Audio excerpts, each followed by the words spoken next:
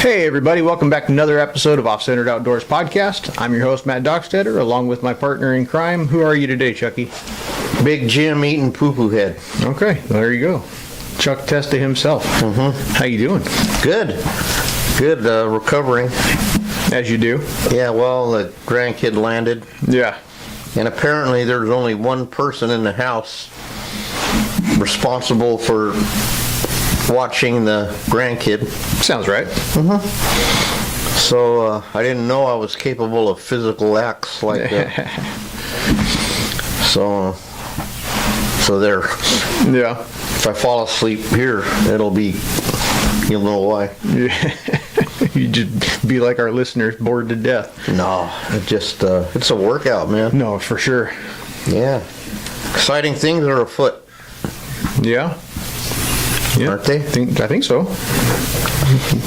What's so exciting? Oh, I don't know. I'm going to use your magic thing on my new mount. Oh. Not everybody can say that.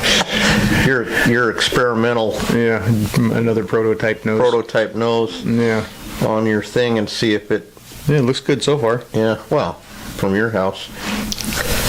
Yeah, it's too bad you didn't have any red hardener. I know, I don't. I know. How come we don't have red hardener anymore? I don't know. China took it all. Is it available on Amazon? Not that I've seen. Okay. Well, and then you're getting ready to go to, here we are again at the holiday season. Yep, just a week away from Thanksgiving. I'm going to go head over to Oklahoma, see my parents and all the rest of the folks over there. Uh-oh. Be a good time. I got locked onto your thing there. I get that a lot. I know. Wow. Yep, we'll see how that one. We'll see how that one does up later. Another prototype experiment for a little bit later today. Wow. Oh, sorry. Yeah. Wow. No, it's gonna. I think it'll be pretty cool if it finishes correctly. Yeah. Wow. I'll stop. I can't stop it. I'm easily distracted. No, just where you come from. I mean, and no, for sure. You know.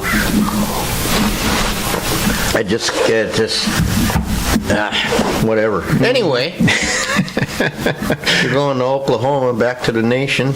Yeah, and go see what's going on over there, and hopefully tow the Jeep back over there and leave it there as long as I can find a trailer. Okay. The one I had lined up didn't work out. Didn't line up. Yeah. No. It unlined. Okay. As they do. Well, as is our custom. Yeah. Any wrench in a storm, right? Absolutely. Yeah.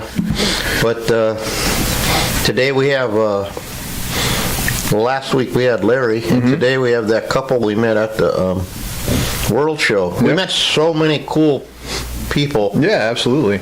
And Micah and Alyssa, I hope that's their name. Yeah, but anyway, that's how you have it saved. Yeah. Well, I'm learning now. Yeah. Because I'm me. But no, right. They sat at because we had to sit at the kids' table. Yeah. In the overflow building, and like Larry said, that show exceeded their expectations, and they weren't prepared for the. Yeah.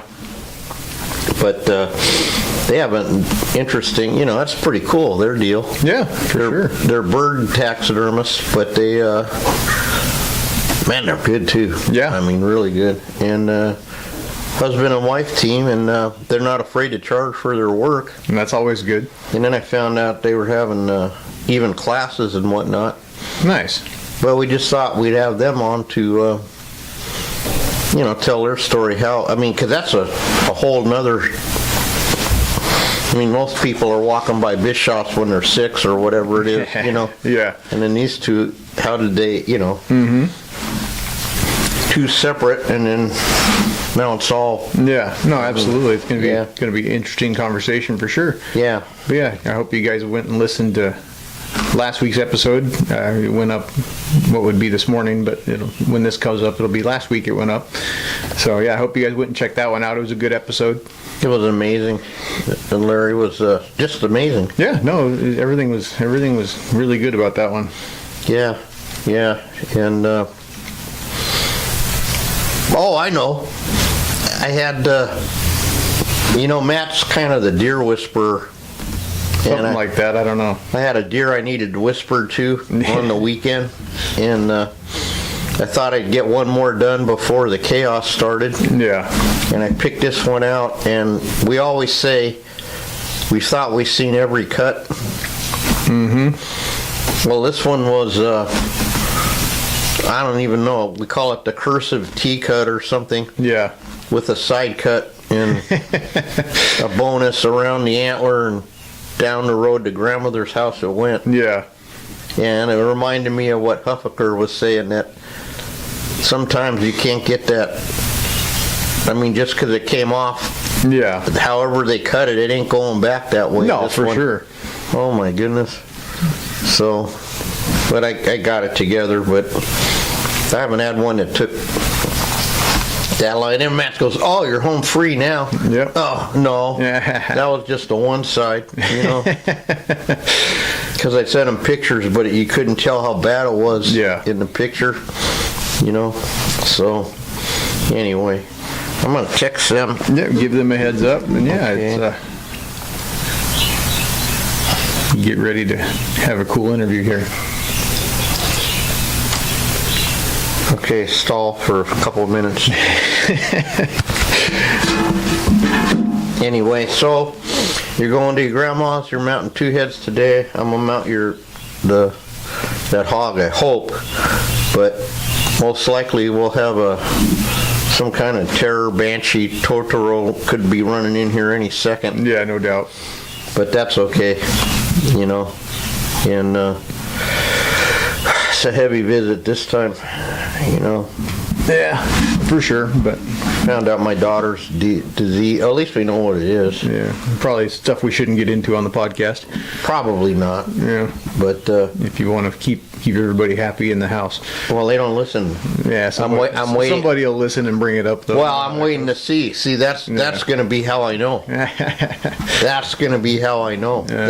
So don't think I know what I'm not going to get to and do it. No, at all. But now I had a cognitive thought, and now it's gone. Now it's gone again. But that's okay. You know, it's holidays coming up already again, and it seems like it was just September. Yeah.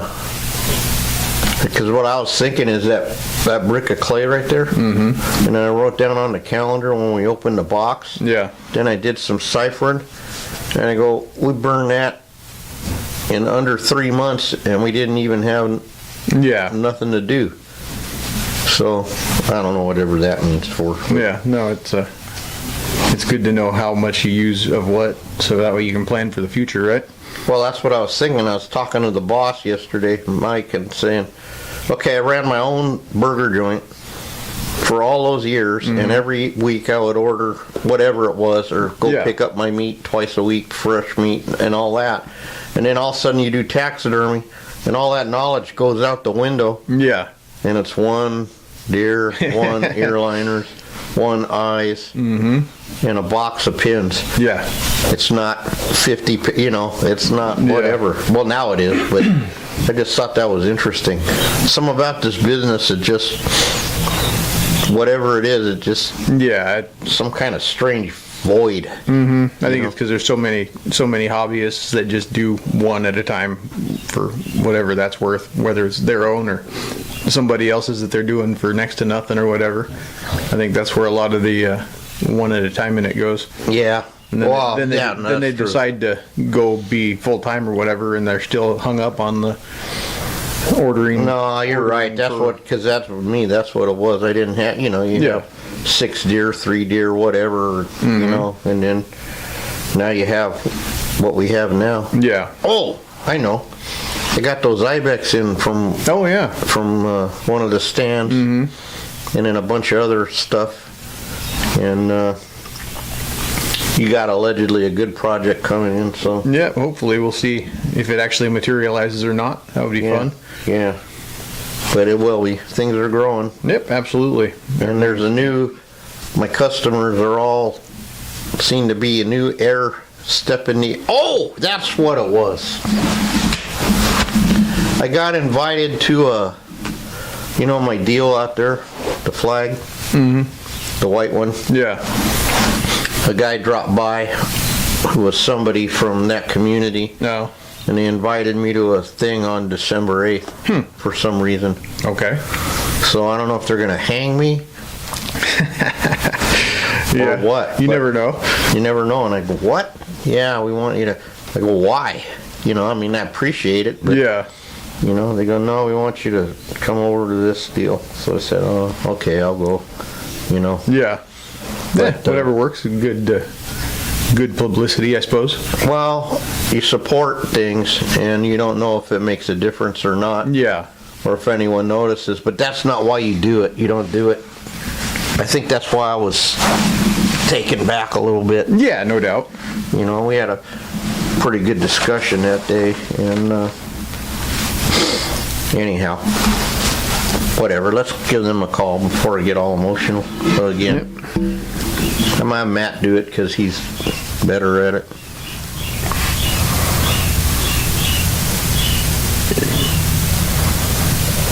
Yeah, good luck with that. There you go. All right, here we go.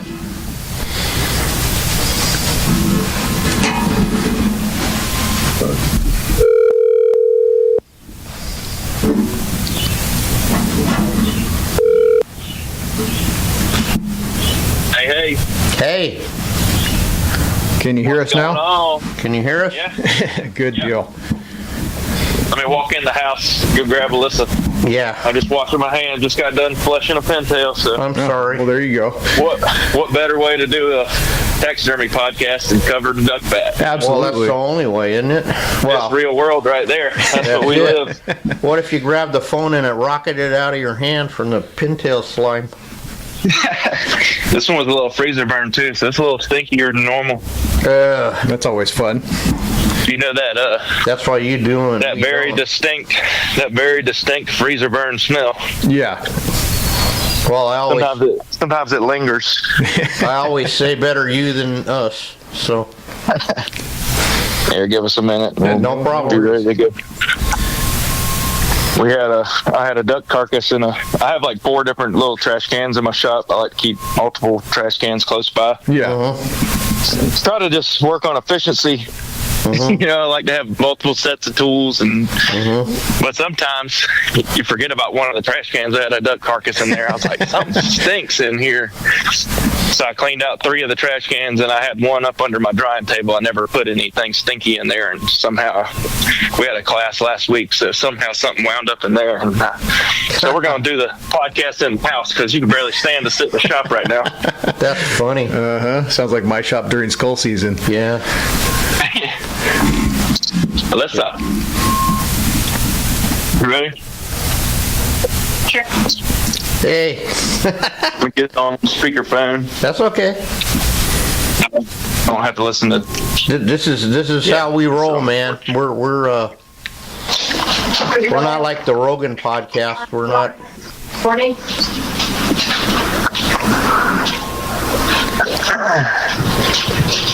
You all I was right? going to be ready by 11:15. But you thought you Buzzer could you just thought you could get that one thing to the end right before, right? Yeah, I was trying to get that pintail fleshed. That's what I mean. The one thing. I got it. Yeah. I did it barely. Finished at 11:08. There you go. All right, we're ready. All right. Why don't you guys go ahead and introduce yourselves, and then we'll get into this. Alyssa, you go first. Ladies first. My name is Alyssa Godwin. I work for Feathered Arts Taxidermy. This morning. I'm going to start that over. Go Alyssa ahead. Godwin. I work for Feathered Arts Taxidermy. I have a bachelor's in wildlife ecology, and I was going to school to be a wildlife biologist, but ended up falling in love with taxidermy. And working for campus waterfowl at Texas A&M, Micah was able to find me on the internet through Instagram. So that's how we found each other pretty much. I'll expand on that. Yeah, my name's Micah Godwin. I'm from South Carolina. town called Orangeburg, and I went to Clemson University and studied agricultural mechanization and business. So I got a little business background. Nice. And fourth generation entrepreneurs in my dad's side of the family. So I knew I wanted to work for myself. Just wasn't sure what, but I wanted to go get a good solid backup plan. So I went ahead and went to college and turned down a couple nice job offers to do taxidermy. Wow. So I don't know who talked me into that. Maybe it was myself. You're Maybe just it was- as crazy as the rest of us then. Yeah. Yeah. Yeah, I Larry. guess I'm just a glutton for punishment. Yeah, it's interesting how many have had like a good career or something, and then they just walked to the edge of that roof and just stepped Jump off. off. Yeah. Who knows why, you know? But Nah, my whole thing with taxidermy was I just really liked.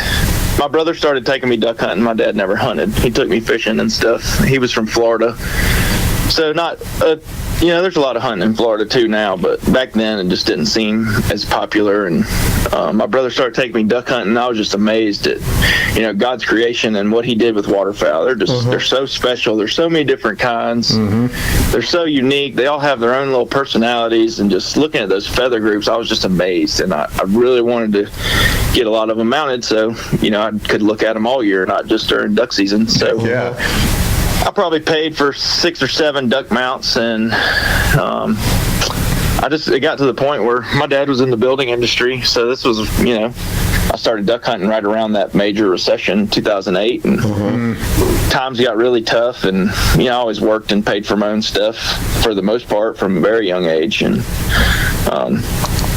I don't know, I wanted to get more ducks mounted, and I really couldn't afford it. So I'm like, man, the only way I'm going to be able to keep doing this is doing myself, do my own. And then, you have some bad run-ins with taxidermists. Everybody hears the horror stories of, my biggest buck I ever shot, dropped off. I did my research, found a really good taxidermist all the way in Georgia. I wanted to pay top dollar for top quality, and because killed almost 140-inch 8-point whitetail buck in South Carolina. It's like that doesn't happen very often. That's a once in a lifetime. So I did my research, took it to this great, taxidermist, all these awards, and he told me a year turnaround. So I was always very gracious, and it was about a year and a half, and I reached out, couldn't get a hold of him, had to get a buddy from Georgia to go by his shop, and there's 2 deer racks sitting in there in the shop, and not a piece of work on the wall. He had just gotten burned out. I think he got hurt, got on some pain pills, and one thing led to another, ruined my cape. He had just cut the skull plate off through the hide, so he had no intention of What? I don't think anybody does it that way. No, we don't. Last time I Not checked. usually. No. I'm a bird guy, but that doesn't seem right to me. So No, that's not right. you talk about a horrible taste in your mouth, and that was kind of the last straw. I'm like, I'm going to do my own stuff. Heck yeah. Ordered a taxidermy kit from McKinsey, and a couple dozen horrible looking birds later, started to learn some things, and I always like the to ground say, running. yeah, I like to say my first birds look like frogs. So, That's hilarious. yeah, and then luckily they had wire in them, because if you cut the wire, they'd fall over backwards or forwards, wherever the wrong balance point was. All the stuff that you do when you Yeah, I didn't think have any guidance. Yeah. Yeah, that kit I ordered from McKinsey had a list of instructions, but there wasn't very good instructions on wiring wings, so I wasn't sure how that worked. I would lay flying birds on the table belly down. I'd put Kleenex boxes and all kind of weird stuff under the wings to hold them out and tape them, and I'm like, I had no idea what I was doing. Whatever works though. It was so funny just to look back at some of those and be like, what was I thinking? Put a wire in the wing, you idiot. Like, come on. Oh, geez, it just makes me cringe. But I'm a little more time on the rock than you do. But even when you were starting, there probably wasn't a lot. But when back in my day, nobody helped. You know what I mean? Wow, it didn't make you sound 100. Well, almost. I was born in 1994. Let's say 93 if that ages you any. Yeah. Now it made me feel old. Now I'm gonna have to leave. You were doing taxidermy before we were thought about. Yeah. But anyway, we met you guys at the World Show, and we thought it was a pretty, so many stories. It's just different, you guys somehow got together I think I remember joking about, luckily you didn't meet on Tinder or something, but, so. Instagram's a little more official. Yeah, but the way you got together and then built your own business is kind of unique, I think, in absolutely. this business. Yeah, it's really cool how we both did taxidermy before we met, because everybody assumes, oh, Alyssa, did Micah teach you? And it's like, no, she was probably doing better ducks than I was when we started. I was doing it the old school way. My dad taught me, I think Christmas 2018, and so he was teaching me the old school way with the Excelsior hay, wrapping it with twine, using the natural bills. So when I did finally meet Micah, he was doing all like the modern ways with the forms and stuff. I was like, oh, this is nice. But You mean I don't have to pick brain matter out of this duck head for 30 minutes? Yeah, use this plastic one. well, no, I used to blow them out with the compressor before that, Smart. That's a good way to get brain in your mouth. We got to have breakfast somehow. Yeah, but you put it in the trash can first. Under your bench set, you don't put the trash in. But anyway, Excelsior bodies, to me, everyone should know how to wrap a body, though, just because, Yeah, to get you out of a bind and just understanding, like, hey, I should probably look at this carcass before I just order mallard body off the internet and shove it in here. Yeah, that's my only issue with the new, you know what I mean? I get it, right? I get it. But if you just don't understand the foundation, or don't have a foundation, right, you're just... Yeah. Like, I listened to y'all's episode with Jerry Huffaker, and it's such a good thing. It's like, it's becoming such a plug-and-play system now, which is great, and it will speed you up, and you can buy some plastic duck feet and order the whole system, body, neck, head, feet. I mean, and it takes a lot of it out, but a lot of these people are getting way too dependent on that stuff. Yeah, absolutely. You need to be able to understand how to make that body, I think, is a huge part. And the biggest problem is people, they grab a duck, and I'm going to mount this duck or whatever it is. They grab a scalpel and they start hacking and cutting, and it's like, wait. When we teach our classes, I go over the bird for 30-40 minutes before we ever touch it with a blade. It's like, look at this bird, look where the skin is, pull these wings out, play with it, see how stuff moves, sit there and play with the neck. And I think people just need to slow down, and we're skipping a lot of fundamentals with these new processes, which they're great to have, but it's not something that you should use as a crutch. Yeah, absolutely. Yeah, and then like Joe would always teach, like in his taxidermy review, you should even know, like, we don't use bonded ear, but we know how to do it, or a leather ear liner or whatever, because eventually you may run into some jackpot where the only way to fix it, or whatever, right. You know what I mean? Or we have COVID round 2 and you can't order them. Yeah, right. exactly. Now what are you going to do in your shop? There was almost a year there where nobody could get eyes. Yeah. It's like, what are we going to do now? And that's where, a lot of these guys need to plan ahead, and I keep materials on hand to mount 100 birds at any given time, so I kind of avoid that crisis. But if you're doing it part-time and you're just doing 10 to 20, 30 pieces a year, then you can't really afford to just stock $10,000 worth of materials. Yeah, we were just talking about that again, and how you get maybe even into that habit is because you go from part-time, like Matt was just saying, right? So you're ordering 2 mannequins or 3, and then all of a sudden you're into 100 mannequins, you know what I mean? And you order 2 deer mannequins, you're paying more for shipping than you are the mannequin. Well, yeah, but so we do the same thing. We know we do X amount of this, X amount of that, X amount of the other thing. So we just keep that much, around. And that actually did get us through COVID too. Oh yeah, for sure. A little bit. Yeah, luckily I had a good source that didn't dry up, so I was okay, but I had buddies kind of freaking out, and they're like, man, I guess I just gotta skin and flesh birds for a month and do what I can, do a lot of prep work till I get these eyes in, and it's like, it's tough. People forget how good we have it nowadays. And absolutely. Going back, doing the old school method, seeing like the struggles of Chuck when he was, young taxidermist, it makes us appreciate what we have now. Yeah, 100%. And you guys too, what I admire about you, you're not afraid to charge for your work, as I recall. No.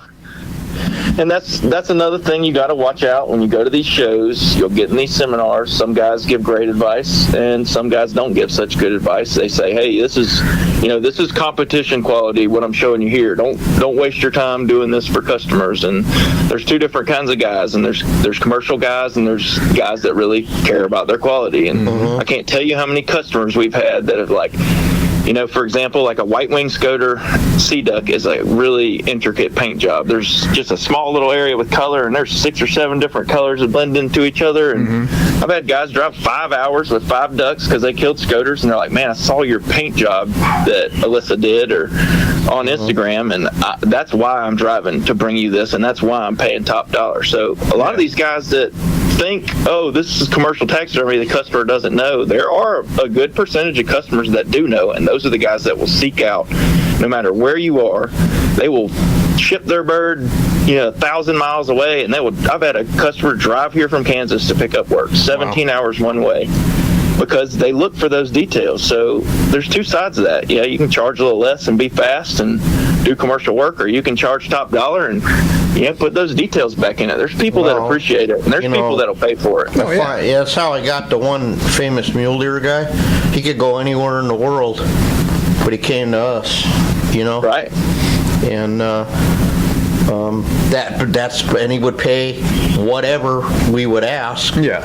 And then we almost did it for free because we liked him, but that's another story, Yeah, and then having more than one way of operating in your shop always leads to confusion and shortcuts and all that other fun stuff anyways. So picking away and doing it is probably the best method of doing it.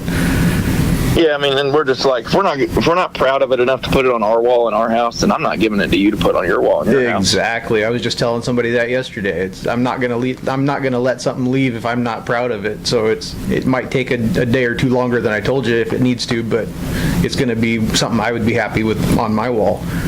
Yeah, especially with shot damage, we try to explain to people, like, we don't want to mount a horribly shot up bird because that bird's going to be on that person's wall, and they're not going to explain what was shot out of it. They're just going to say, "Oh yeah, Micah and Alyssa mounted this."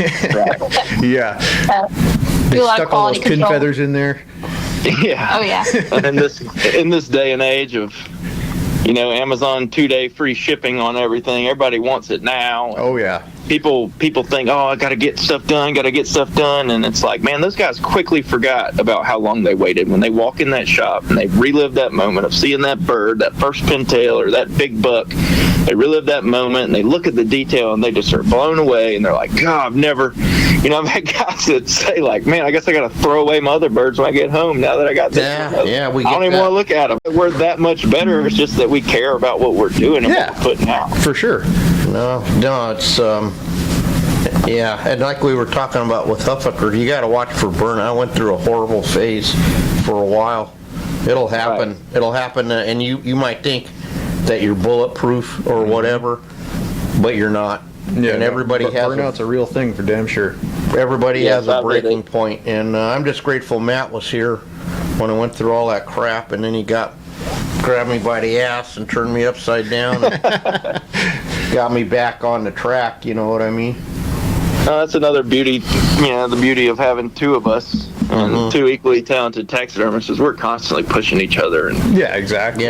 Peeking over each other's shoulders. Like Alyssa's like, "You gonna leave those eyes like that?" And I'm like, "Yeah, I guess I should fix that a little bit." And, constantly pushing the envelope, making each other better. Yeah, and you have to. Keeping each other motivated. And then when one of us is burned out, that's the beauty of us is, I'll say, "Hey, take a few days off, hang out and get recharged." I'll go to the shop and she'll do the same for me. And hey, go fishing, go, relieve some stress, get back in a good place. And we try to do a good job at like mixing in, little hunting trips and little fishing adventures. And Alyssa just trained and ran a marathon. I mean, all kind of cool stuff. Just, okay. Yeah, no little Alyssas yet, right? Not yet. I don't recommend it. It wasn't fun. Well, I have my granddaughter here for a few days, and already I crashed at like 9 last night because I went from the morning till the night. She's only 4, but Grandpa's 70. You know what I mean? Didn't have your mid-morning and mid-afternoon and pre-bedtime naps. That's it, you know. No, that's Yeah, and I wish some of our customers could understand. I mean, I like doing stuff like this and the podcast and to get information out because, you know, we don't have time to just stay on social media informing customers and all this stuff. But like, they need to understand that we are human and we do have another life. And exactly. You know, we can't just go like taxidermy is a good example. My brother worked in a paper mill for 9 years, and when I left South Carolina, I said, man, you need to quit your job, because he hated it. And I was like, you need to quit your job, do some training with me. I'll let you take over the South Carolina taxidermy business whenever we move out. I was like, it's a great opportunity. This is probably one of the few opportunities you'll have to get out of this plant work. You know, because they had outages during turkey season and during rut, during deer season, and that's his two favorite things in the world to do. And I'm like, man, life's too short to be just, you know, a slave to this job and this employer that doesn't care about you. So I trained him. And, you know, he went from working a tough job doing electrical engineering in a paper mill, and he started doing taxidermy, and he's like, I had no clue how hard you work. This is, like, absolutely insane. He's like, my hands hurt, my back hurts. Like, he's like, am I going to get, he's a muscled up, you know, in shape guy. I mean, he's no wimp. And he's like, man, this is kicking my butt. And I was like, yeah, you thought I was just hanging out, going fishing all the time. I was like, those days off to go fishing are what keeps me sane. Keeps me able to do this, because you've got to take time off whenever you're not feeling it. Yeah, if you just keep grinding through it, you will never turn the corner, and it can get pretty grueling. But like Jerry said, I mean, it is a labor intensive job, and that's the thing, is like, we're not selling insurance where we build a book and then once you work hard, you just kind of sit back and answer phone calls and take care of it. It will always be the same amount of work to mount a duck or to mount a mule deer or Absolutely. whatever. You'll get faster, but it never gets any easier. And then you get the occasional jackpot that you'll hear about when you listen to the beginning of this show later. But no, my other argument I had with one guy was, I really resent this one about your pricing, you know. So one guy said, so wait, you live here, right? Yeah. Why? Well, this might surprise you, but I have to buy food from the same store and everything, and you know what I mean, and pay my utilities. Especially where y'all are at. Yeah, you know? things are a little pricey over here. Yeah, and well, what's the point? Well, the point is, you know, hello. Right? Yeah, this is an actual job. This isn't just something we do for fun. Yeah, I mean, and if I know, like, more taxidermists are probably going to listen to this than customers, but the biggest piece of advice I've learned is I'll get the prep work done on, you know, all we do is birds. So I'll skin the bird out, flesh the bird, get it kind of halfway completed, and then I bill the customer. And I say, your bird is halfway done. As soon as you pay for it, I will finish it. And that has completely alleviated so much stress and running down money. Like, I'm not Dog the Bounty Hunter out here chasing down people for paychecks. Like, I have bills, and I cannot pay my electric bill with a mounted pintail. They just don't take it. Yeah. They need money. So that has allowed us to get, you know, payment for 6 or 8 ducks is about what we do every week. It's allowed us to get continuous payment, and it just alleviates all this. You know, oh, well, you know, I got my transmission went out in my truck and I can't come for a month. And then, like, I get it. People fall in hard times and it happens. But that allows me to move that person to the back of the line. I'm not taking up wall space. And I just say, hey, reach back out when you're ready and I'll knock it out. Yeah. No, that's a great idea. Yeah. And right now, to this day, I have, I think, 18 or 19 birds sitting in a freezer that people have asked me to hold on.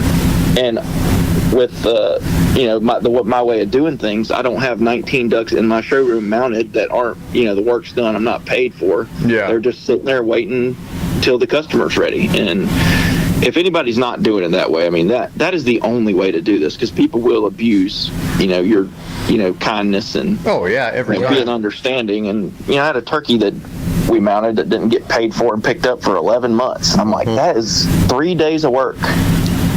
So I at first I'd kind of get on the customer and say, hey man, what if your boss called you and said, hey, this week's paycheck, I'm gonna hold it for about 10 months. You would freak out.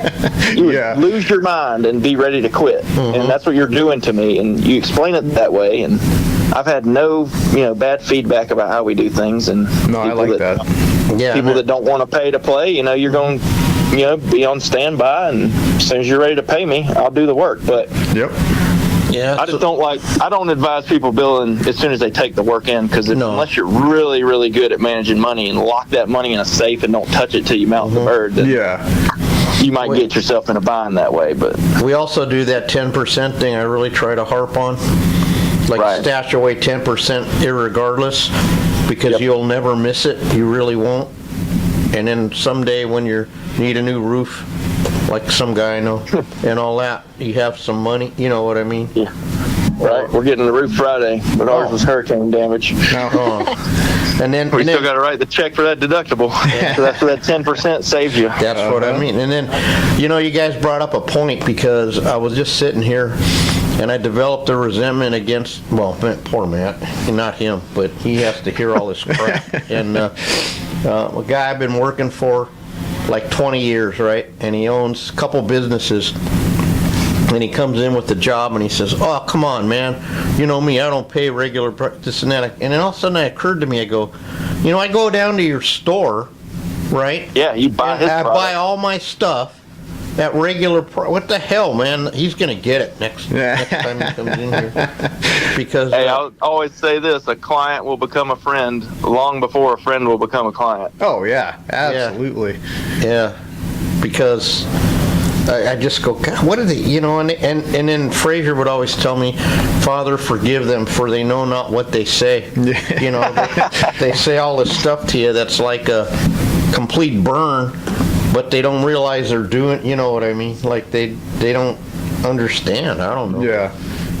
Another good thing I've started implementing, this was a couple years ago, you get that customer kind of fires a text off, in his pit of rage that he's waited for his duck 1 month longer than what you quoted because you have a life and things come up. And anytime I get a nasty text or anything like that, I pick the phone up and I call them. And you will be amazed at how quick that tone drops. "Oh, hey, man, how you? No, I wasn't in any rush." I'm like, "Okay, Mr. Nice Guy." Yeah. And now that we're on the phone talking like men and it's not a message going through, text, you're all of a sudden okay with everything. And it's like, "Hey, let's work this out." Like, there's no need to be ugly. Like, "I'm sorry, we've had things come up, and we're human." So Tones can be misconstrued through text too. So. Yeah, and that's where we just do not handle any business through text at all. I'll pick the phone up and call. Yeah, absolutely. And the beauty with the phone call is I can keep working while I'm doing it. I can't work while I'm texting. I got two hands on the phone. Yeah, the deal too is, it's just they call me and they'll say, this one guy always, "Oh, I'm not in any rush. Well, I'm just, I said, I'm not bothering. Yeah, you're bothering me. You know what I mean? I don't mean to bother you. Yes, you do. You want to play that line of being nice, and customer service is very important, but you also, they got to realize, hey, if I go stop what I'm doing right now, go to my cabinet, pull my books out, flip to the page, try to find your page. All right, let me put in my calculator. I do 6 a month or 6 to 8 a week. All right, it'll probably be 8 months till you get your bird. I just wasted 20 minutes. Yeah. If I do that every day, that's me mounting a whole nother bird that week. Yeah, heck yeah. And it's they got to understand that sometimes you got to leave us alone, let us do our job. Now, if I'm running behind, I'll quickly answer the phone, take the time, and explain the circumstances. But these guys got to know that we are just absolutely swamped. And a lot of guys don't understand that it doesn't take a year to mount a deer or a duck. It's not like, "Oh, I have to let this cure and let this sit." It's no, it takes me 1 day, but I have 374 ahead of you. Yeah. Yeah, exactly. Yeah, and with us, we like to make sure ours are really, our policy is we let them dry about 3-4 weeks at least. Yeah. Especially if it's wet, out. And we want to make sure that tweak is going to happen here. Right. Because a lot of guys never even look back, we call it. You know what I mean? They might blast one out in 8 days, think it's dry, but they never look back, a year later it's pulled around the eye or whatever it's going to do, because stuff happens in this, it's not, it just... Yeah, and I quit doing turnaround times. I'm not going to set myself up for failure. Yeah. I tell them I'm going to make two promises to you right now. Shake on it, whatever you want to do. I promise you, your mount will be awesome. and it would be as good as I can possibly do it. And you will get it back, and it will be the animal you brought me. None of this swapping or crazy stuff you hear about. Like, if your bird's not in good enough shape, I'm going to let you kill another one, and we're going to swap it out with something you brought me. Yeah. But you're going to get your animal back. You're going to love it. You're going to be proud of it. And, you're going to quickly forget how fast you got your mount back if, you don't like it. And and these guys, like you said, we're charging, up to $7.25 a duck now, which good for you. People think it's outrageous, whatever, but I'm like, what's a lot of money is to spend $500 a duck for something you're not really that proud of or you don't love. Yeah. It's like you get 5 birds mounted at $500. You just spent $2,500 and you hate it. That's a lot of money to spend on something that's not up to the quality and the standards that you're looking for. Yeah, 100%. You want to hear something So funny? what's another $200 a bird to really, really love what you're getting back? And then you guys are going to develop your own clientele that's just going to drop it off and say, call me, I think. Yeah. Anybody that's been to our shop and been through the rundown and gotten a bird back, I have zero problems. It's just the new guys that don't understand how you operate. And, all these prior taxidermists that, kind of screwed them or, they had a bad run-in like I did with my deer. Like, that's why they're so, there's just an anxiety with dropping a trophy. You kill a hybrid or you kill a 200-inch mule deer or whatever. Like, you're kind of like, man, I hope everything's okay. And they're anxious and they got screwed before and it's just, it is what it is. You just got, once you prove to them like how you operate, then there's no issues. Yeah. Well, knock on wood, so far we've been blessed and we don't get lapped, if you know what I mean. Like, we're done with our deer that, before the next go round. And that's really how we try to roll. But you always get zingers, something. Yeah, there's always some kind of jackpot that happens. It doesn't matter. It doesn't matter. You'll always get a zinger. And but I can understand some of the guys, like with the big sheep and all that stuff, I say, hey, you can take your horns home if you know what I mean. Right. Because like I said, I don't have a vault, or an altar to put them on, you know what I mean. Sheep guys are sheep guys, and I can understand you spend $100,000 on a sheep. Yeah, like you absolutely. say, Right. But you with birds, we don't really have to mess with that stuff. Yeah, that'd be a real special bird for $100,000.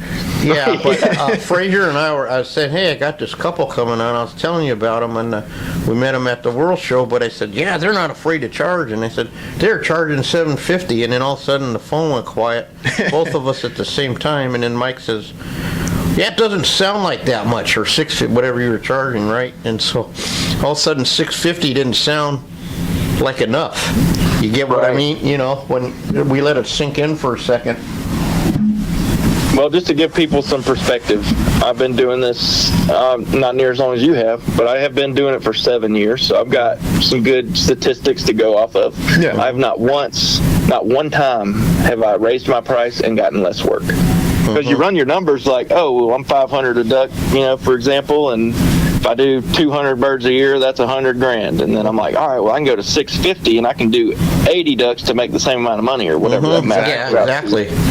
And what happens is you go up, and the way the world works now, people like to say how much they paid for stuff, and they also associate price with quality. So I've seen guys not get business because they are cheaper, even though they could charge a lot more. I've been going through that with all my other buddies across the country that we all talk, and all the bird guys are pretty tight-knit. I mean, I know most of them in the country that are on social media and stuff, and I'm like, you're not getting it because you are cheap. I mean, I've never raised my price and gotten less work. So you do the math like, oh, I can work a little less, but then you go up to $725 and then you take 100 more than you did the year before. And you're like, what is going on? Yeah, and we got another. What is the number that's going to stop these people? I don't know, because we have another buddy who was taking in, like, he got this ungodly amount of antelope in 2 weeks or something.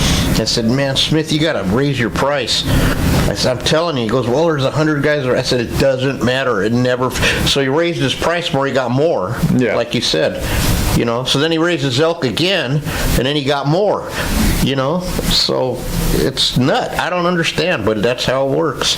And it's not out of greed. I mean, I almost feel bad when I tell people what we charge, but I'm like, it's basic economics. It's supply and demand. If you're not balancing that, you're just lighting money on fire, and you're hurting yourself and your family. And it's like, who do you feel bad for? The guy that's getting 19 ducks mounted at one time, or do you feel bad for your kid that you're going to have to pay for their college one day and you have to say, sorry, son, I can't afford it? Yeah. Like, no, I'm gonna follow that supply and demand, and I'm gonna charge whatever I can get, that's still fair. And I'm also going to back it up with the quality and the turnaround, and the turnaround is worth a lot lot of money too. So absolutely. It impresses itself a year down the road. What you're anticipating that inflation.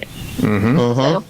Yeah, look what happened to us, with this last administration, and I'm sitting here setting prices at $450 a year and a half, 2 years ago, and I had no idea what was coming. And then I jacked my price up to $650, go up $200, and people are like, "Man, are your materials really that much more?" I said, "No, but the dang grocery store sure is." Yep. Yeah, I'm trying to survive, and it takes me a year and a half for that price to come into effect. So here we are eating ramen noodles and making oatmeal for that breakfast. was just the same point that I had with that guy. I said, I shop at the same store you do, you knucklehead. I put gas down at the corner where everyone gets their lottery tickets in this little town. You know what I mean? And I guess I said, what did I say was really funny? I have one of my one-liner things I get sometimes, and I go like, "This may shock you, right? But I have to eat dinner, and I got a lady in there, and plus I got like 1 million dependents now, so." Anyway. Oh man. Yeah, I just had a customer who wanted his money back because I took too long on his bird, and I told him, 14 to 16 months, and it's like month 17. It's literally the next bird I'm about to mount, and I get a nasty text message about wanting his money back, and I don't even remember what I brought you. It's been so long, and all this stuff, and it's like, fine, here's your money back. That's one goose I don't have to worry about mounting. But one less pressure, man. You don't care. You know what I mean? Yeah, like it was literally going to be mounted this week. Like, I don't know what you want me to tell you. Yeah, well, I was gonna, and then they probably wouldn't believe you, but it's true. You guys you're not fibbers, and no, and that rarely happens. But I mean, at the end of the day, I think that guy didn't have the money to pay for it, so he kind of blames it on me and then gets out of the deal. Yeah, that happens a lot too. It's interesting, the crap we take, and then some of my customers I've had on the other flip side, like you said, stuff happens. I said, just tell me. Yeah. It's okay. I mean, they get embarrassed if they, if something happened and they can't. And I said, communicate, because we just don't, not that we don't care about that, you know what I mean? I'd rather know, like you said, then I'm moving along, you know what I'm saying? Or I know why, at least, or we work out a deal or whatever it is, Yeah, I mean, send me $50 a month. You got a year to year and a half to pay for this thing. Like, if you send me $20 a month for a year and a half, I mean, you're more than halfway there, and then a couple $100 when it's done. Like, I will work with you. Just don't get ugly with me. I mean, we got a lot going on, and it's a hard job, and you go through burnout, and you got to get away, and you got to take care of Alyssa. Though, no, I love it. I mean, I can't. Could you imagine? Because my family's been you know what I mean, same deal like you, right? Always own businesses, right? Number one, I couldn't imagine working for, no one would keep me because I'm probably unemployable, but can you imagine like having a job? I mean, this is a bust-ass job, but unemployable, you're a marketing genius. Yeah. What are you talking about? Yeah, but the problem is, I couldn't see working for, I just can't, I can't see doing anything else, Right. This is the greatest thing, art, craft, It's so cool. It's just like one of those things. If you can make stuff with your hands, it is some of the most rewarding work. Oh, heck yeah. Yes, it is. That project completed every single day is nice to know. Yeah, that's what we love about birds. Is it's like you're open and closing projects nonstop. It's like day in and day out, you're getting that reward. You're getting that satisfaction. I mean, how many guys go to a 9-to-5 job and work for years without ever a compliment or attaboy or you did great on that? Like, there's a lot of that goes on in this country, and employers are real bad, and that's what I saw when I was interning, when I finally decided to do this. Is is you're just a cog in their machine. And they don't care about you. Just like my brother at the paper mill. I mean, their turnover rate is ridiculous with how many people come in there, they spend the money to train them, and then they quit because they're not happy because they don't get taken care of. And I control my own destiny. Me and Alyssa control our own destiny. We get to open and close projects. At the end of the day, you're so proud of that bird. You send a picture to the customer, and they're like, "Oh man, that's awesome!" Or some of the guys are like, "Cool," and then you're like, "Cool, or looks good." Period. You're like, "Come on, man, give me something a little better than that." No, Send you a thumbs up. Our favorite, though, like you said, when they come in here and look at that deer head, and they get lost for a second. Yeah. You know what I mean? Yeah. And then you're taking them back to that moment, and when you see that certain look, is when you really know that you got it. You know what I mean? That they don't have to say a compliment. That they're remembering. And that's just a bit. And then all this other stuff we're doing, Matt's in all this shenanigans now, and I'm so proud of him. Hey, you guys are the molding and casting rabbit hole. Oh yeah, he did. Be careful, you get lost down there for a while. Oh, I know. I'm trying to dig my way back out so I can get some work done, but it's too fun. I listened to one of y'all's recent podcasts. I heard you talk about pulling some molds for competition stuff. I'm like, yeah, I'm getting into that stuff too. I mean, those gadwalls I brought to the World Show, those are the first birds that I cast the bills and did the feet, and Alyssa did the same on her green wing, and that makes it a lot more fun. But you say you built all those parts, and Are you going to the Nationals?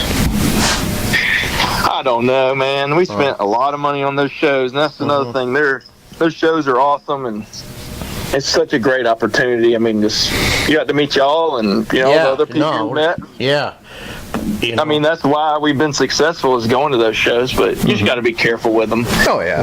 You get too wrapped up into that world. I mean, before you know it, I think we spent $8,000 on taxidermy shows, and not even including all the work we missed by. Yeah. Well, that's it. People don't realize the amount of work you miss, too, but you get involved in chasing too many ribbons, and then you spin your wheels, and that's what I'm sad to see a lot of them. I said, don't change everything because the judge, nailed you on, you know what I'm saying? Just stick to your system, and your foundation. And if you're going to get into the competition world, you need to do some research on your judges and make sure you go chase the judges. I will drive 12 hours to a show the same weekend with a judge that I like better than go to one an hour away. Yeah. With somebody that, no offense, so it's hard to find judges, and a lot of these guys, they're not making any money judging these shows. I greatly appreciate every single one of them that volunteers and signs up to judge. But sometimes they kind of save money on a judge, and they got a fish guy looking at birds, and you're like, maybe I should skip that one. No offense to that guy. And then a real fair judge too, or a judge that can see what you're trying to do, even if you got a couple of flaws. You know what I mean? There's. They don't need to hit you with a sledgehammer every time, Well, some of these judges need to leave the opinions out of it. Yeah, absolutely. And stick to the anatomy, man. I've gotten that gadwall piece. I got hit more on opinions throughout a couple shows than anything else, and it's like, yeah, well, that's your opinion how I should have done it. That has nothing to do with how I mounted these animals. Yeah, exactly. Right. Yeah. Like you're telling me I should bite, have the bite and gadwall buried a little deeper or grazing the edge. It's like, dude, don't hit me on that. Like, come on. Yeah. That doesn't have, like, I did it this way because they forget that this is artwork. You hear that all the time with critiques like, oh, you should have done a small black pedestal and you should have had the limb trailing past it. And God, it's like, so what you does want that me got to mount? do with anything? Yeah, they kind of like drill it into you to make it look like every other piece in this room, and it's like, that's not artwork, man. You can't tell me how it should have been designed. Well, if you want to laugh, mount a dinosaur. Yeah. Because of the opinions, and then hit me on a reference with that. Yeah, well, there is reference if you really look. Like, it was fascinating. I'm really so happy I did it, but the part goes, well, says who? Like the raptors in my area, I mean, come on, you should have done this, and like you said, I should have tipped it a little or whatever, and that's, that's okay. Yeah, and we're going to judge the Maryland show. Alyssa nice. got asked, and they let me tag along, I guess. Oh, for more good. support, because I was like, well, I'm coming. So Yeah. That's awesome. And you got each But I other mean- to bounce it off of, too. That's a really good deal, you know what I mean? yeah. Yeah. So we're trying to figure out the best way for both of us to judge. If there's not that many, there's not usually an overwhelming amount of birds at that show. So we'll probably judge separately and then kind of come together and average things out and kind of see if we're real far off and then talk about something. But Are you going to do a seminar, too? yeah, I think we might do 2 seminars. So that would be a good show. Anybody wanting to learn about birds might do like a full seminar on prepping and then a full seminar on mounting. Good deal. To kind of take people through the whole process. But Yeah, that's cool. But with that coming up, I've really sought out mentorship, just like I do in everything. And I've called, Corey Crothers and Shane Smith and Jordan Hackle, and I'm Kent Reedy. I'm getting opinions like, all right, this whole judging thing. I've kind of, I've been to 7 or 8 shows. I've kind of seen how it goes down, but trying to look for advice. And Jordan Hackle had one of the best things I'd heard. He's like, don't try to prove the piece wrong. He's like, try to justify like what they did. So maybe just because you would have done it this way, maybe the duck can do that. And I have live birds, we have pet ducks, so we understand what they really can do. And you talk about balance and symmetry, like that is not real. No. Ducks will stand so goofy, they look like they're gonna fall over, they stand on limbs funny, I mean, it'll drive you crazy once you have live birds, and I think that's something we're missing in some of the judging. Is if you haven't really spent time in an aviary with birds, or go to some of these places that have deer and stuff pinned up and like really study them. I mean, it's so huge to really not just look at pictures on Google. Like you need to look at the live animal, because we have been hit over and over. I think getting the ducks has made us do worse in competition. We're like, oh yeah, they can do that, and then you take it to a show and he's like, I think he's a little off balance, and I'm like pulling up pictures of my ducks on my phone like, oh really, is this one off balance? You give this live bird a 78 the way you're talking. Yeah. So it's like they want you to do it better than the real thing sometimes, and I really like Jordan's approach though. It's like I when I look at a piece, I'm trying to prove them right, not prove them wrong. Yeah, exactly. I know everything. I'm the judge. I'm gonna whack you for this and dock you 5 points. And then also trying to, like I was saying, Mike would try to he could understand what they were trying to accomplish. You see what I mean? Exactly. And like you said, what are they trying to do? And then that's perfect, man, dude. You guys are right on. And one of the best judges, or probably the best judge I've ever seen, is Kent Reedy, and he will not tell you one single thing about your bird without pulling up a picture. Not one thing. And you go to some shows and judges hit you on this and that, and the phone never comes out, no pictures come up. And I'm like, that's your opinion. So I just think guys judging shows got to really be careful.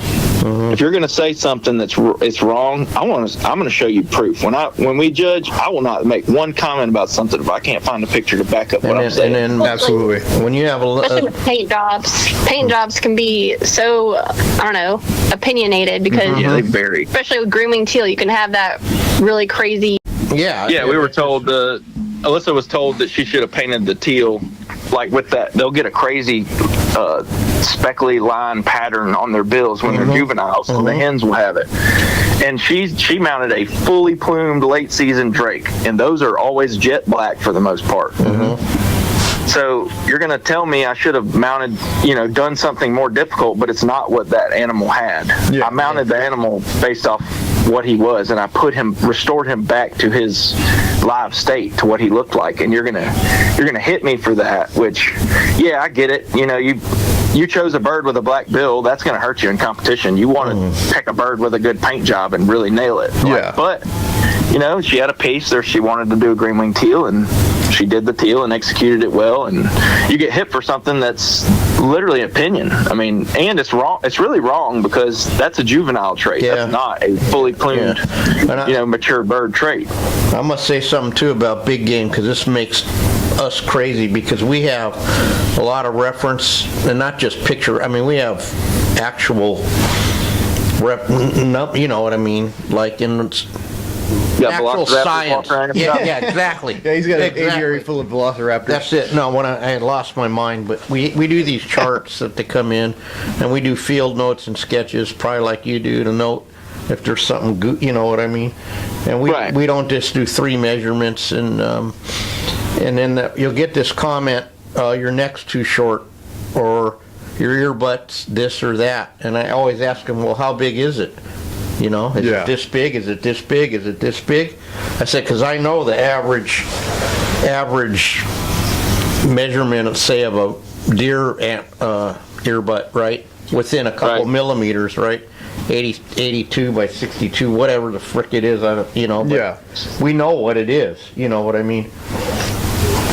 And it doesn't always look like what they want it to look like. It's not always as fat or full, you know what I mean? And so they're... Yeah, these animals are individuals. Yeah. It is not like this is a deer. This is what it looked like. This is the width of their, like. Look, they're all unique. My first whitetail I shot with a bow. You know, I hunting mostly planted pine trees. They don't get real big, and you know, this deer comes out. He's 8 point right at the ears. I'm like, oh man, he's pretty nice. And I shoot the deer and go down there.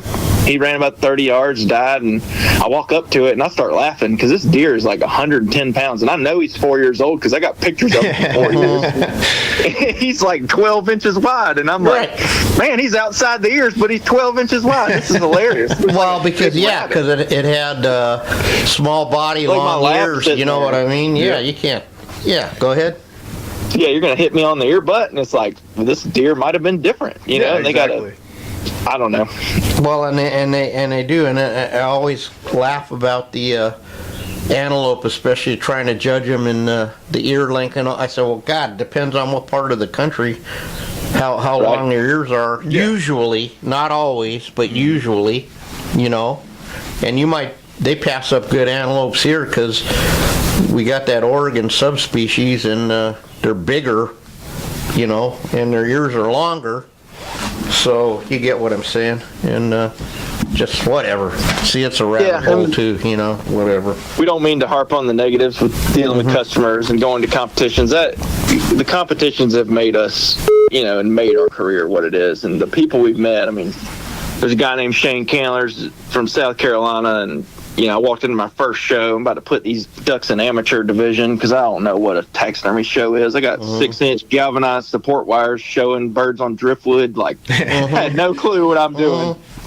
And he was the first person at the desk when I walked up in there. I'm like, I'm going to put these ducks in amateur. And he's like, you need to put those in professional. I'm like, man, I'm trying to get some ribbons for my business. He's like, you'll do just fine and you'll learn a lot more. And I mean, I wasn't 30 seconds into my first show. And that guy is one of my best friends, mentor for life. I mean, he taught me way more than he gives himself credit for. And he's been such a good friend and helped me run the business and learn all kinds of little tricks and just been a great guy. And then, you know, that led me to get a little better, wanting to go to more competitions. Then we go to, you know, the Texas show, to Alyssa's home state. We meet Corey Carruthers, and he invites us up to his shop for a week. We did some training with him. Awesome. Yeah, isn't it amazing? It's the people. That's why you go. Yeah. Really. It's just like the connections and, you know, the people God has put into our life, you know, through these shows. I mean, it's just such a huge part of our life. I got a Snapchat group with 10 or 12 guys that all mount birds, and we just share tips and help each other every way we can. And Nice. I mean, I got a dozen best friends for life. And Yeah, isn't it great? I mean, that World Show was an experience that will never be duplicated, in my opinion.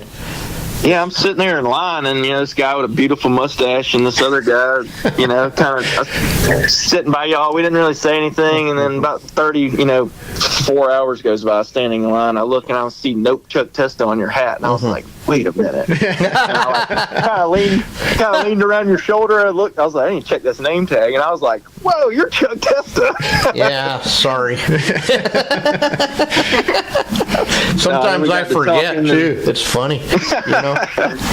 Yeah. No, it's cool. You were probably the favorite person we met at the show. Oh, no, come on. Thank you, but your bold faith in God, and while we're all really here and being open to talk about Matt too. I really enjoyed getting to meet y'all. Yeah. No, God put Matt in my life. It's not an accident, you know. And He knows what we need. He'll give it to us. Yeah, and then Matt's just been, poor Matt, he almost went back to driving a truck, you know. Yeah. damn judges. So we'll just focus on the positive, you know. Absolutely. Anyway. Yeah, now you're up till 3 a.m. trying to slip cast something and smelling rotten flesh. Yeah, no, that's Trying to just cast everyday stuff, man. Trying to cast a broccoli because we can, or whatever that guy did. Exactly. Someone says you can't. And Broccoli. that's an automatic challenge in art. You know what I mean? It's, and then also it's really funny. I go, Matt, everything has to be the same.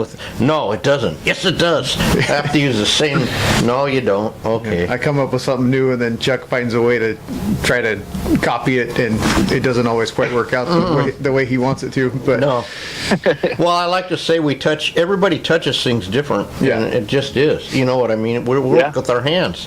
And, That's a good sentence right there in taxidermy. You know, we started getting into classes and stuff, and you learn that. I mean, learning how to handle stuff, and I don't know. That's one of the difficulties of birds. Just where do you grab this thing? And when you're working on it, and you get a mallard, skin flesh down where you can see through it, and then you put it in the sink and get it wet. And man, you talk about ripping up. don't. Wood ducks are my nemesis. So The trick with wood ducks is do not overflesh those things, because they have a sticky, at least I don't know about California wood ducks, but anyone I've ever come in contact with, they got a sticky, like really hard to get off fat. And Yes, once they you take do. once you take that fat, usually your connective tissue and everything underneath that holds that bird together goes with it. So you yeah, well that's be a true careful statement and- right there.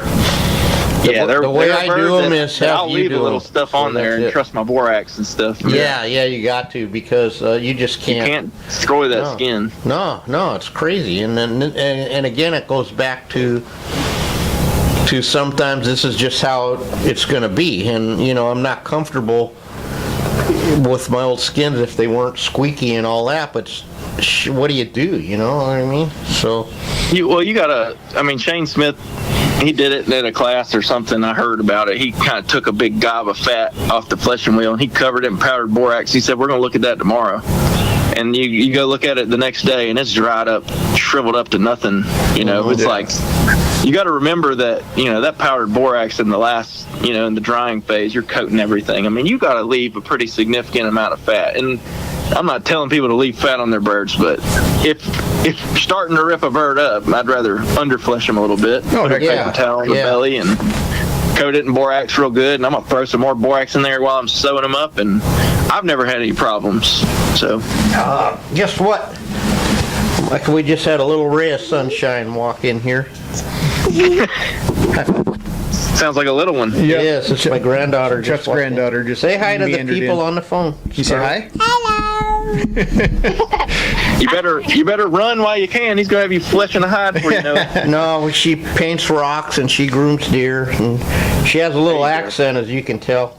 She's from, where are you from? Where do you live? England.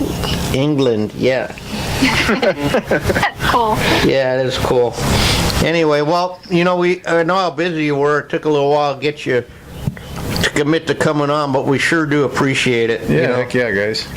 Yeah, man, we've had a lot going on, but I'm always happy to sit down. It's been a beautiful day sitting on the porch and chatting with you guys. I always like talking taxidermy. Alyssa Yeah, gets on. no, That's kind of what I do all day at work anyway. Yeah. Well, we were so All my happy. taxidermy buddies and Yeah. cry about all our struggles and Yeah. like-minded thoughts Absolutely. Yeah, about we- things. Yeah, we were so happy to meet you, and happy at the whole energy at that World Show was just like nothing I've ever felt Yeah. before. Heck yeah. And now there's a new energy in the air too, a new lightness. I think things are going to get better now, and It's just crazy how good the industry as a whole is getting. Yeah. I mean, there's a big part of social media, like showing people getting those guys that you wouldn't hear of otherwise, their work out there and seeing what's possible. Mm-hmm. But man, people are getting better. and better. Hang on. Sorry, Micah. We have a little fingers. She's No worries. Yeah, fascinated with the mic. Anyway. Yeah, anybody that missed that World Show, I feel bad for them. I'm glad. Yeah, they I got to did. go. No. That was our first time going to a World or Nationals, and we'll Yeah. be back. We'll be back too. We'll be back. Heck And, yeah. Matt's gonna be some. He already is somebody, but Yeah. Matt's got some good goals, and just watching him grow that's my reward. Really, is seeing people that you know and people that you helped along the way, seeing them succeed. Heck yeah. You know, that's the payoff, you know. So anyway. Yeah, there's probably a dozen and a half people we've trained throughout our career, and it's just so rewarding to see, you know, to give somebody a better life and a better chance. Yeah, heck Make yeah. more money, take care of their family, spend more time with their kids. I mean, that's my brother's got a little girl, so being able to be self-employed, he's gotten to spend a lot more time with her, and I mean, that's the greatest gift you can give somebody, because Heck yeah. time is 100% the most valuable resource, and we don't have much of it, but people got to remember that, you know, things get stressful. You want your mount back. But, yeah, and then also when you do have kids growing up, you know, I was able to go to the game, you know what I mean, and I just shut down in the afternoon and come back after dinner and finish, you know. Yeah. I pick the kids up from school, all that stuff, you know what I mean. It's all one of the perks that we do have, you know. So yep, it's easy to get caught up in the hustle and bustle, and people just have to remember there's two rules we got to follow, and that's love God and love your neighbor, and everything else just take it day by day. And all you struggling taxidermists like us, just one mount at a time, and knock back them freezers and keep a good attitude and take time when you need it and recharge. And never look at the end. Fraser I quote Fraser a lot, but it's true. He says, put your head down and work, and when you look up, you'll be this far, right? Put it down again, and then you look up and you're halfway through or something, you know what I mean? Yep, like running a marathon. Yeah, you guys are out of your mind. I was a distance runner, but my short legs, I had to run 2 marathons to equal 1, so wasn't for me. I'm all unhinged. Hey, it gets in your blood, though. You know what I mean? It's some kind of thing. You know. Yeah, I write down about 20 jobs at a time, 20 birds at a time, and I knock those out. If you can keep setting short-term goals, very achievable, couple-week goals, and stick with it, that's how you get 500 ducks mounted. That's how we do we have a thing. We got a can of Bondo, a brick of clay, a thing of glue, 25 boards each, you know what I mean? And that's a month. You get what I'm saying? Right. Every month, and then you know, by the time you get them empty, you fill them up again. And that's just what it is, you know. And a day at a time, a mount at a time. Yep, absolutely. Anyway, well, we're getting to that magic hour where we got to go to work. So if you guys want to go ahead and drop some plugs, we'll put them down in the comments so people can check you out, and we'll. Yeah. My Instagram is Feathered Arts Taxidermy, underscores in between. You can follow a lot of our work there, mostly the birds I do, and then Alyssa has her own page for all her stuff. It's Miss Taxidermy Texas, and it's still MISS. We've been working on. I think she lost 200 followers whenever she posted that she was marrying me. Oh no! A lot of dreams got crushed that day, but no just doubt. on you fellas, got to slide in those DMs a little faster. Oh, that's great. You guys are great, man. We sure appreciate Instagram. We got a Facebook page, Feathered Arts Taxidermy. We are offering probably two to 4 classes a year, usually just 2 students. Awesome. If anybody wants to learn more about birds, we're doing $3,000 for 3 days, but okay. Seems like a lot, but that's a 3-day college degree to give you a career, and heck yeah. And kind of part of that class is continued mentorship. You know, I'm not gonna. Yeah, exactly. Not gonna let you take the class and kick you out and delete your numbers. It's not like the Betty Ford quitting alcohol. Yeah, 2 weekends and a couple 2-day follow-ups. That gets you the fundamentals, and you get the amount of bird in the class, and then it gives you speed dial to Micah and Alyssa if you ever need help for the rest of your career. So all right, guys. Well, thanks a lot for coming on. Yeah, and thank you. Have a great Thanksgiving and a better Christmas too, man. It's that time of year. Yeah, we're gonna have you on again sometime. Yeah, we'll see you. We'll do it next Tuesday. and the weekly guest. And unless you get smart and block me, but that's, you know. You are welcome to come to the Texas shop. You can take y'all fishing or something. Oh, you know, my wheels, my wheels are spinning already. But like Matt said, I got a 10-year-old car with 12 miles on it, so you know. Yeah, we can put some miles on that thing. We can take your red snapper fishing. I got an offshore boat. We can go duck hunting. We can Oh man. Oh man, they just hit Matt. my shoot leg doves right in the now. yard. Yeah, if Matt drives, I may follow. He's got a little child safety seat for me in the back, and you know. We're not one of those lucky Texans that have a 10,000 acre ranch, but I got a couple million acre ranch called the Gulf of Mexico, and I got a Yeah. boat that'll get me there. There you go. That's awesome. The Awesome. best I could do, you know. Yeah, hey, we love it. And well, again, thank you so much, you guys. It was really a pleasure meeting you up there, and what a time. Yeah, well, you know. What a Look time. forward to seeing y'all again, and God bless Absolutely. you. You too, huh? Thank you for everything, and we'll do it again sometimes. We always talk taxidermy. All right. All Sounds right. good, guys. Thanks a lot. We'll Thank talk to you you. soon. Y'all have a good one. You Bye-bye. too. Well, that's another. What an amazing episode. Yep, for sure. That was a good one. Yep. Well, I hear my name. I'm being Yeah, chucked. you're being chucked. So if So- you want to go figure out what's going with that, I'll. Okay, you'll I'll wind close it this down? up. Yeah. Yep. All right. All right, guys. Well, thanks for tuning in to another episode. Be sure to look for us anywhere you find your podcasts: Apple Podcasts, Spotify, iHeart Radio, and of course YouTube. And yeah, I'll put all the necessary links for today's show down in the description. Be sure to go check out our buddies over there at Rocky Mountain Materials and tell them Matt and Chuck sent you. That's mountainmaterials.net. And yeah, we'll catch you guys on the next one. Have a good one.